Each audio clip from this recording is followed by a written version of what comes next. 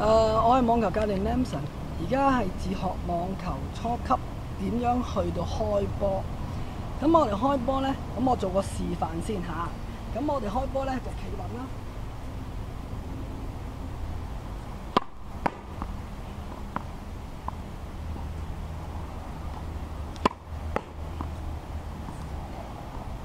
留意我個膊頭。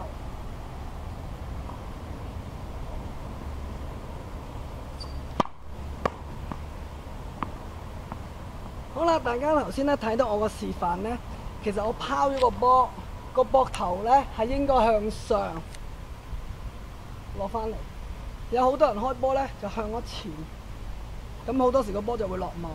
咁我哋呢點樣去令到嗰個波個膊頭係向上打到個波呢？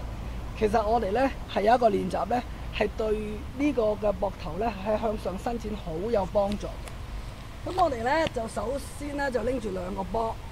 就左手一個，右手一個，將左手個波拋上喺空中，右手個波撞擊佢。咁你做得多呢，個膊頭就向上，空中撞擊佢，睇住。好啦，嚟多個。咁大家呢練習得多呢，你會見到兩個波喺空中相撞嗰陣時。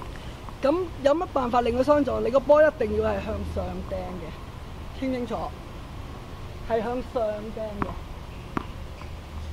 咁練多幾次咧，大家個開波去對肌肉嘅伸展咧係好有幫助嘅。咁大家練多幾次啊！